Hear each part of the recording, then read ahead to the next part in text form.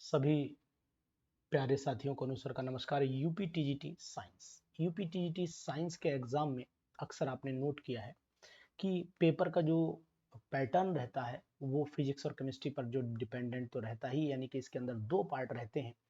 एक ए पार्ट आपका फिजिक्स का होता है, ए पार्ट आपका फिजिक्स का होता है, और बी पार्ट इसमें जो होता है वो केमिस्ट्री का होता है। यानी दोनों पार्ट पर हमें विशेष तौर से ध्यान देना पड़ेगा।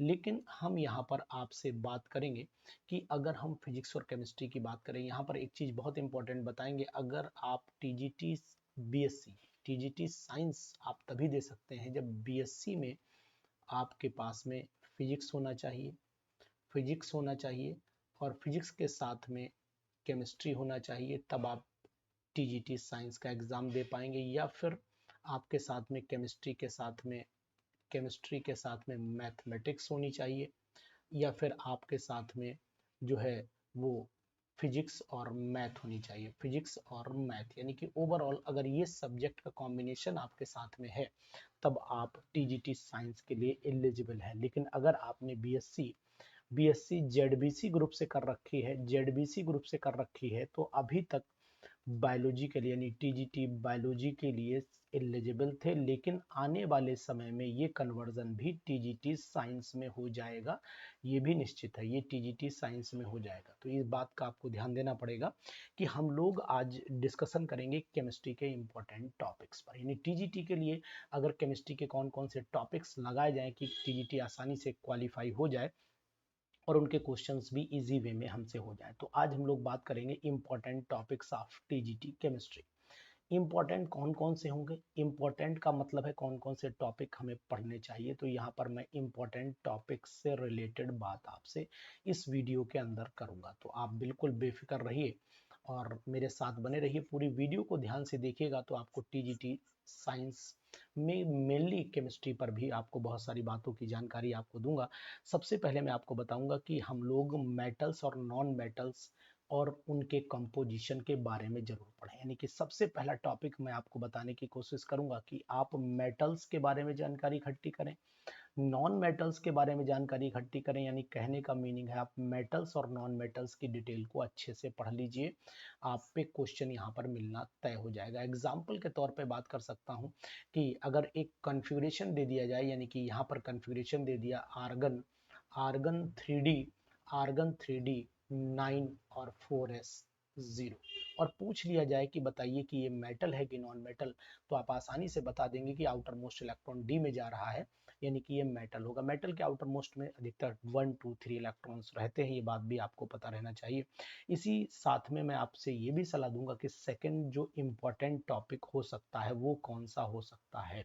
सेकंड इम्पोर्टेंट टॉपिक जो है वो न्यूमेरिकल मोल्स पर आ सकते हैं। यानी कि न्यूमेरिकल की अगर मैं बात करता हूँ तो न्यूमेरिकल्स जो है वो मोल कंसेप्ट पर आ सकते हैं। और मोल कंसेप्ट पर कौन कौन से न्यूमेरिकल संभव हैं वो आप जान लीजिए। एक तो एवोगेड्रो नंबर, यानी कि Na is equal to 6.022, Na is equal to हो जाता है Na is equal to 6.022 into 10⁻23। ये इस पर यानी एक मोल में नंबर, उसके बाद उसमें कितना अमाउंट होगा, इस चीज की जानकारी भी अगर आप रखेंगे तो मुझे लगता है कि न्यूमेरिकल बहुत आसानी से आप सॉल्व कर लेंगे। और बहुत सिंपल न्यूमेरिकल आते हैं, बहुत टिपिकल न्यूमेरिकल आने की इसमें कोई चांस नहीं बनते हैं। और साथ ही साथ यहाँ पर इलेक्ट्रॉनिक कॉन्फ़िगरेशन की अगर मैं बात करता हूं तो इलेक्ट्रॉनिक कॉन्फ़िगरेशन में आप मेरे हिसाब से जो है वो इलेक्ट्रॉनिक कॉन्फ़िगरेशन में मेरे हिसाब से जितने भी एक्सेप्शंस हैं उनको जरूर पढ़ लीजिए। एक्सेप्शंस को पढ़िए, एक्सेप्शंस को पढ़ना है, एक्सेप्शंस को ध्यान से पढ़ना है, इस बात का ध्यान दीजिए। जैसे कि अगर मैं कहूँ आपसे क्रोमियम पढ़िए, इसके आयन को पढ़िए, क्रोमियम ट्राई पॉजिटिव, कॉपर को पढ़िए, कॉपर के आयन को पढ़िए। इसी तरीके से आप जो है मॉलिब्डेनम को पढ़िए, है ना, मॉलिब्डेनम के बाद गोल्ड को पढ़ लीजिए, गोल्ड के बाद सिल्वर को पढ़ लीजिए। इतने एग्जाम्पल अगर आप कर लेते हैं तो मुझे लगता है कि इनमें से एग्जाम्पल आपको बहुत सारे मिल जाएंगे। तो इलेक्ट्रॉनिक कन्फिग्रेशन को जरूर पढ़िएगा। और इसी के साथ साथ आप एक चीज और इसमें ऐड कर लीजिए, रदरफोर्ड का जो स्कैटरिंग एक्सपेरिमेंट है उसके एप्लीकेशन, यानी कि रदरफोर्ड का scattering experiment, Rutherford's scattering experiment है, स्कैटरिंग स्कैटरिंग एक्सपेरिमेंट, रदरफोर्ड का स्कैटरिंग एक्सपेरिमेंट है, इसको आप जरूर पढ़ें, लेकिन इसके एप्लीकेशंस को पढ़िए। मेनली इसके एप्लीकेशन पर आपको फोकस करना चाहिए कि आखिरकार इसके एप्लीकेशन का मतलब है कि ये जो एक्सपेरिमेंट किया गया था इससे क्या जो है वो इसका जो क्लू क्या निकल के आया, इसका मेन जो कंक्लूजन था वो क्या था, इन चीज़ों को आपको पढ़ना चाहिए। ये एक्सेप्शंस जो मैंने लिखे हैं यहाँ पर, इनको भी आप जरूर पढ़ लीजिएगा, छोड़िएगा बिल्कुल किसी कीमत पर नहीं।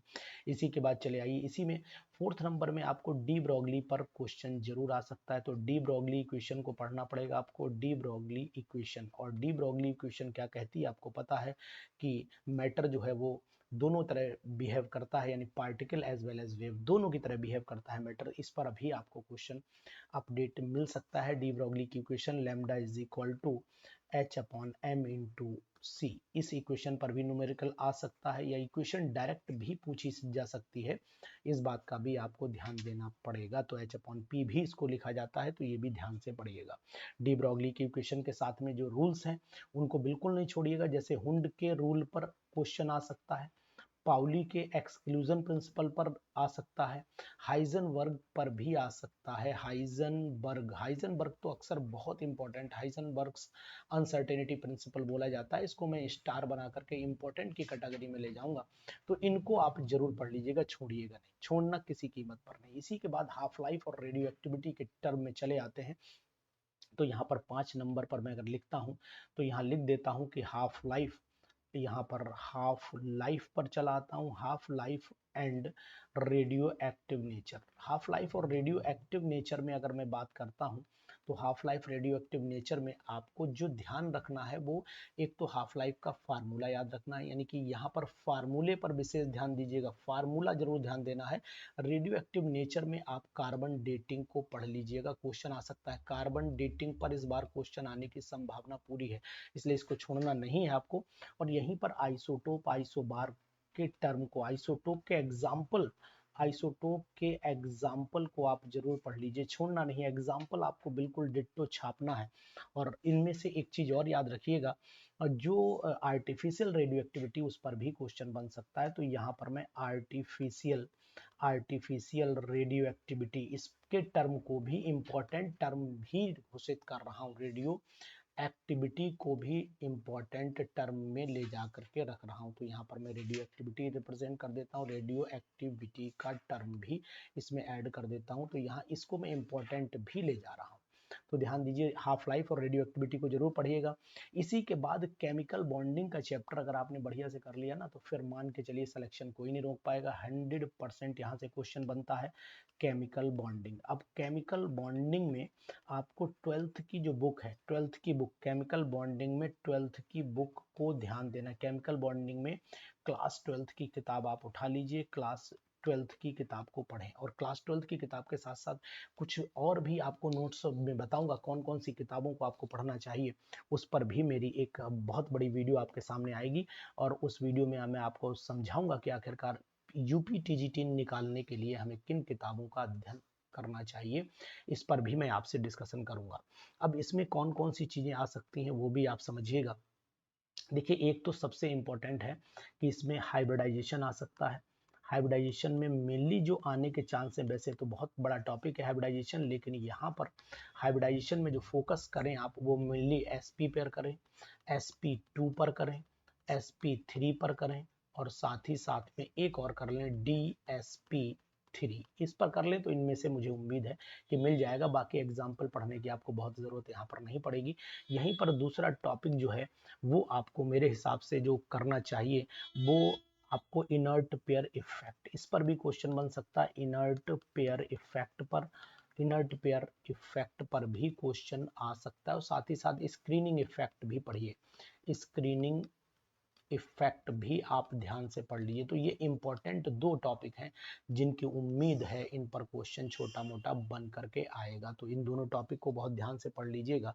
और साथ ही साथ एग्जाम्पल्स में आप जो एग्जाम्पल करेंगे उनमें खासकर एग्जाम्पल होना चाहिए, एक तो AlCl3 का बॉन्डिंग में, और B2H6 का एग्जाम्पल करिएगा, Al2O3 का एग्जाम्पल करिएगा, SF6 का एग्जाम्पल करिएगा, PCl5 का एग्जाम्पल करिएगा। इसी तरीके से आपको XeF4 का एग्जाम्पल करना पड़ेगा और XeF6 का एग्जाम्पल करना पड़ेगा, और साथ ही साथ आप कुछ सिंपल मॉलिक्यूल्स भी पढ़ लीजिएगा जहां पर कोऑर्डिनेट बॉन्ड जैसे अमोनियम क्लोराइड है, ब्लीचिंग पाउडर है CaOCl, एक ब्रैकेट में यहाँ Cl, इस तरीके से ये एग्जाम्पल कुछ आप प्रिपेयर कर लेंगे तो मुझे उम्मीद है कि बहुत सारे क्वेश्चन आपको मिल जाएंगे यहाँ पर। इसी के साथ साथ हम लोग केमिकल रिएक्शंस के बारे में भी ध्यान दें तो 7th पॉइंट हमारा हो जाता है केमिकल रिएक्शन।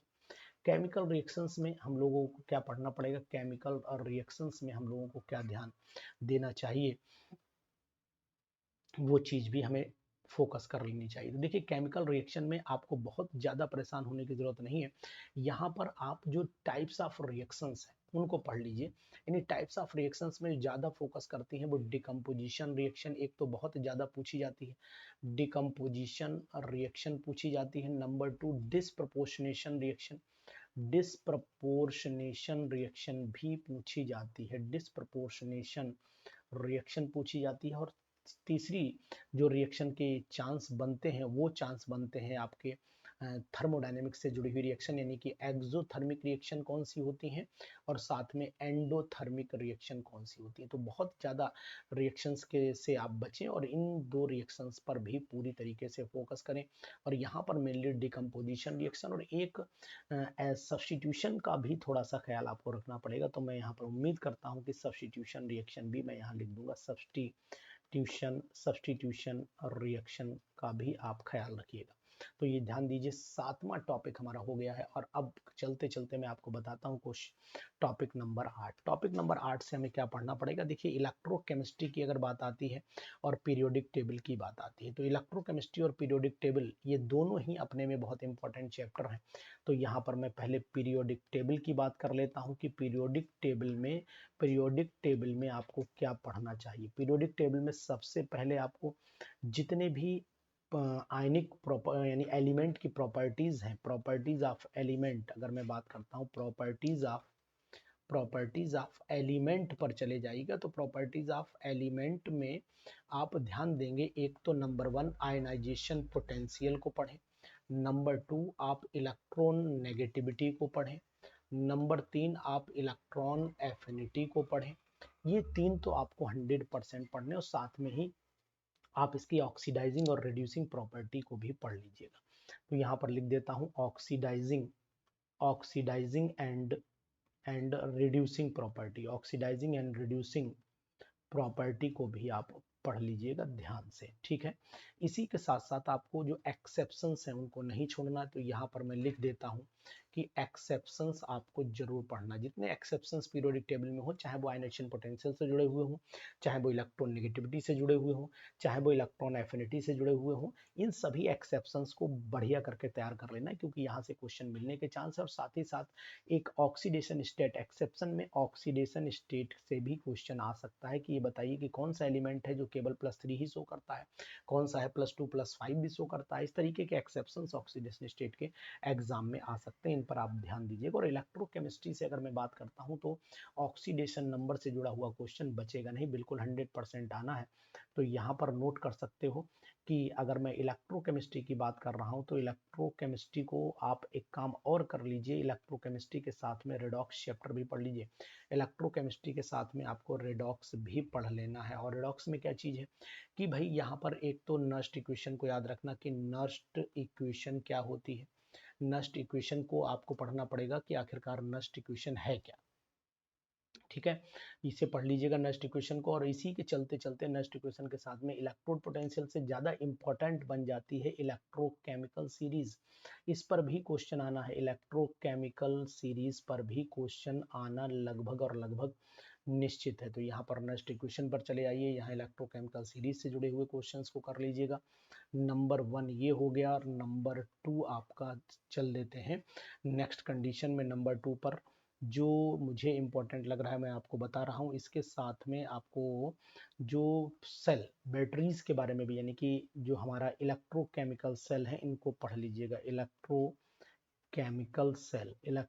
इलेक्ट्रोकेमिकल सेल के बारे में भी आपको पढ़ना पड़ेगा। ध्यान दीजिए, इलेक्ट्रोकेमिकल सेल, और इलेक्ट्रोकेमिकल सेल में लेड स्टोरेज बैटरी और साथ ही साथ में एक ड्राई सेल, दो को आप अलग से पढ़िएगा।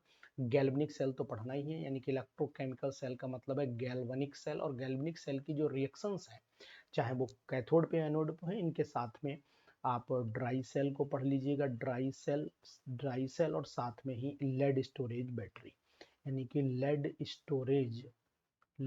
स्टोरेज बैटरी भी पढ़ लीजिएगा। ठीक है, लेड स्टोरेज बैटरी पढ़ लीजिएगा, बिल्कुल 100% आप इसकी तैयारी कर लीजिए, यहाँ से भी क्वेश्चन आने के चांस है। अब हम लोग बात कर लेते हैं कि ऑर्गेनिक केमिस्ट्री से क्या क्या क्वेश्चन आ सकता है। तो ऑर्गेनिक केमिस्ट्री पर विशेष तौर से आपको ध्यान देना पड़ेगा। तो एक चीज और है कि general electronic configuration periodic table में, और मेरे हिसाब से देख लीजिए तो यहाँ पर पीरियोडिक एलिमेंट्स में एक चीज और बढ़ा देता हूँ, एंड जनरल इलेक्ट्रॉनिक कॉन्फ़िगरेशन, इस पे भी क्वेश्चन अक्सर आया हुआ है एग्जामिनेशन में, तो इस पे भी आप फोकस एक बार कर जरूर लीजिएगा। अब बात आ जाती है कि ऑर्गेनिक केमिस्ट्री में कौन कौन से टॉपिक्स हम लोग तैयार कर लें। तो यहाँ पर नेक्स्ट पॉइंट हो जाता है, हमारा इंपॉर्टेंट पॉइंट है ऑर्गेनिक केमिस्ट्री। ऑर्गेनिक केमिस्ट्री में कौन कौन सी चीज़ों का ध्यान देना। देखिए, ऑर्गेनिक केमिस्ट्री अपने में इम्पोर्टेंट है और मान के चलिए कि अच्छा खासा कवरेज भी करती है ऑर्गेनिक केमिस्ट्री। तो यहाँ पर एक तो सबसे पहले जो आना ही है, निश्चित है, लिख लीजिए, एक तो हाइपर कॉन्जुगेशन को पढ़िए। हाइपर कॉन्जुगेशन को आप पढ़ लें, हाइपर कॉन्जुगेशन पढ़ लीजिए। साथ ही साथ आपको यहीं पर रेजोनेंस को पढ़ना चाहिए, रेजोनेंस को पढ़ना चाहिए।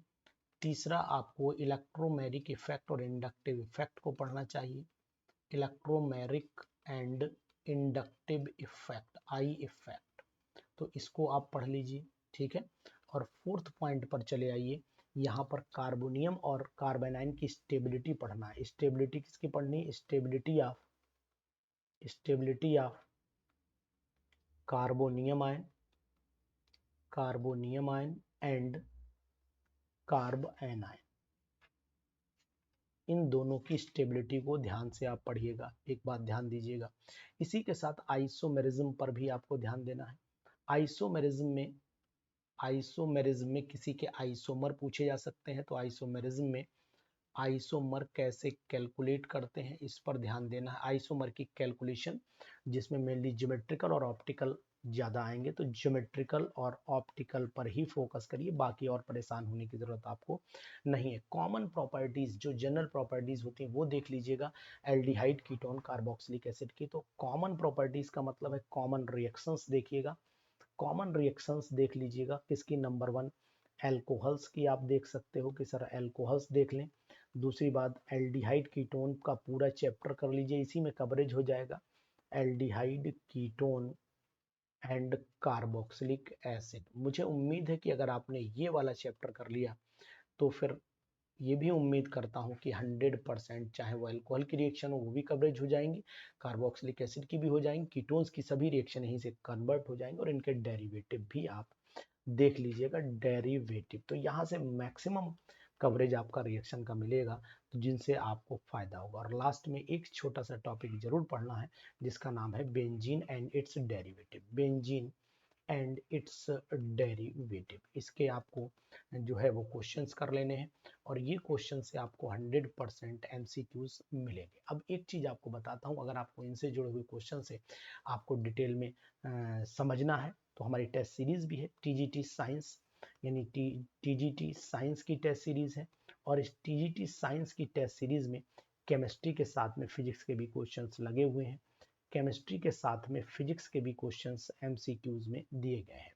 तो अगर आप चाहते हैं कि भाई हम लोग फिजिक्स भी प्रिपरेशन करें और केमिस्ट्री भी प्रिपरेशन करें, तो फिजिक्स के आपको टेस्ट सीरीज मिल जाएगी, और केमिस्ट्री में आपको डिस्कशन भी मिल जाएगा। यहाँ डिस्कशन मिल जाएगा आपको, यहाँ पर केवल टेस्ट सीरीज मिल जाएगी। तो पूरी केमिस्ट्री को अगर बेस्ट तरीके से तैयार करनी है तो जितने टॉपिक आपको आज बताए गए हैं इनको पढ़ लीजिए, और इनके साथ साथ एक टॉपिक जो इम्पोर्टेंट था वो रह गया, जिसका नाम है एल्केन, एल्कीन, एल्काइन। इसको आप केवल 11th की क्लास की किताब से पढ़ लीजिए, एल्केन, एल्कीन और एल्काइन। इस टॉपिक को आप क्लास 11th की बुक उठाइए और उस क्लास 11th की बुक से आप इसे डिटेल में स्टडी कर लीजिए, तो मान के चलिए कि आप टीजीटी में केमिस्ट्री 100% करके आएंगे। और अगर आपने इन टॉपिक्स पर विशेष तौर से ध्यान दिया तो क्वेश्चन फिर आपका बचेगा नहीं। तो अगर आपको ये टीजीटी के टॉपिक्स अच्छे लगे हो तो पेन उठा करके फटाफट इन्हें लिख डालिए, और लिखने के बाद इन पर आप अपनी प्रैक्टिस जितनी बेस्ट कर सकते हैं उतनी बेस्ट प्रैक्टिस करिए। आप 100% यूपी टीजीटी एग्जामिनेशन में, चाहे टीजीटी यूपी का हो साथ ही साथ किसी और स्टेट का भी होगा, तब भी आपको बहुत ज़्यादा बेनिफिट मिलेगा। तो ये वीडियो दोस्तों में शेयर करना बिल्कुल नहीं भूलिएगा, क्योंकि जो लोग टीजीटी की तैयारी कर रहे हैं उनको भी जानकारी हो जाए कि हमें किस लेवल पर जा करके तैयारी करनी चाहिए और किन किन टॉपिक्स पर ज़्यादा फोकस करना चाहिए। वो सब बातें हमने आज इस वीडियो में की हैं। तो आप इस वीडियो को देखिए और अच्छे से तैयारी करिए टीजीटी एग्जाम्स की। Thank you.